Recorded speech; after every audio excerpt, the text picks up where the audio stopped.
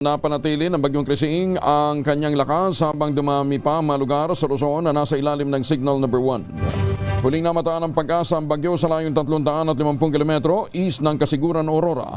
Taglay ang lakas na hangin umabot ng 55 km bawat oras malapit sa gitna. Magbugso umabot naman ng 70 km bawat oras. 21 lugar sa Luzon ang nakataas ngayon ang Signal Number 1. Kinabibilangan ng Batanes, Cagayan, kasama po ang Babuyan Island, Isabela, Apayao, Abra, Ilocos Norte, Ilocos Sur, Kalinga, Mountain Province, Ifugao, Benguet, La Union, Quirino, northern portion ng Aurora. Partikular na ang mga bayan ng Dilasag, Kasiguran, Dinalungan, Dipaculao, Baler at Maria Aurora. Kasama rin sa sakop ng Signal Number 1 ang Nueva Vizcaya, ang northern portion ng Pangasinan, northern portion ng Nueva Ecija. Ito yung mga bayan ng Karanglan at Bantabangan, Polillo Island, Camarines Norte at northeastern portion ng Camarines Sur. Ito yung mga bayan ng Karamuan, Garchitorena, Lagonoy, San Jose, Presentacion, Tinambak, Siruma, Goa sa Camarines Sur. Ayon sa Pag-asa, kumikilos ang bagyo northwestward sa bilis na 15 km bawat oras. Patuloy na kumikilos na katulad ng direksyon sa nakalipas na 24 oras. Inaasahang maglalandfall ang Bagyong Krising sa mainland Cagayan o Babuyan Island mamayang hapon o gabi. Sinabi ng Pag-asa, posibleng lumakas pa at maging tropical storm si Krising ngayong umaga at iakyat din sa severe tropical storm category sa umaga o hapon ng Sabado bago tuluyang lumabas ng Philippine Area of Responsibility. Si Chanel Dominguez mula sa Pag-asa. Ma'am Chanel, good morning. Magandang umaga din po sa inyo, Sir Angel, at magandang umaga din po sa mga taga-subaybay natin. So, update muna tayo dito sa binabantayan po natin bagyong Sir Krising. So, nag-intensify na ito into a tropical storm category at ito'y huling na mataan sa line 325 kilometers east ng Tugigaraw City, Cagayan. May taglay na lakas na hangin na 65 kilometers per hour at pagbugso na umaabot ng 80 kilometers per hour at ito'y kumikilos northwestward sa bilis na 20 kilometers per hour.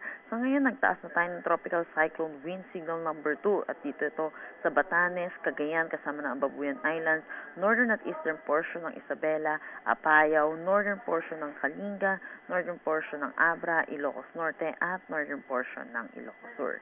Signal number 1 naman sa the rest of Isabela, Quirino, Nueva Vizcaya, rest of Kalinga, Mountain Province, Ifugao, rest of Abra, Benguet, rest of Ilocos Sur, La Union, northern portion ng Pangasinan, northern portion ng Aurora, northeastern portion ng Nueva Ecija, Polillo Islands, Camarines Norte, Catanduanes, at northeastern portion ng Camarines Sur. So sa ngayon po, itong si Bagyong Krising ay inaasahan natin yung possible pa rin yung landfall scenario niya over mainland Cagayan or Babuyan Islands at this afternoon ito or the possible po ng evening. At possible na rin siyang lumabas ng ating Philippine Area of Responsibility by tomorrow afternoon.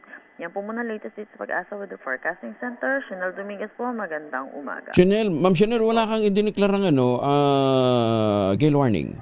Ay, yun po pala. Sabi ngayon po, may taas na tayong gale warning po. Dito po ito sa may Batanes po. So, Batanes. Po natin, mataas din po yung mga pag-alin dito. Tulot na rin po, mataas na yung signal po nila. Sa Batanes lang? Opo, Batanes pa lamang po. Yung mga, ako sa bagay, bandang norte, up north naman yung yung bagyo.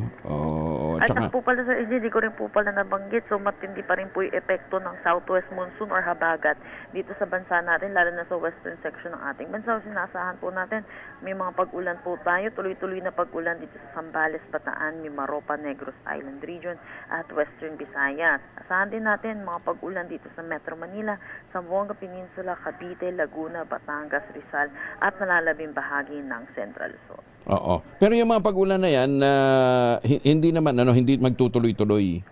Sa doon sa una ko po nabanggit, sa mga Zambales, Bataan, yung... yan, tuloy-tuloy. Opo, tuloy-tuloy. Yung dito sa Metro Manila? Sa Metro Manila pa, occasional rains po. So, may mga paminsan-minsan na bugso ng pag-ulan. Okay, sige. Thank you, Ma'am Chanel. Magandang umaga. Si Chanel Dominguez mula po sa Pag-asa.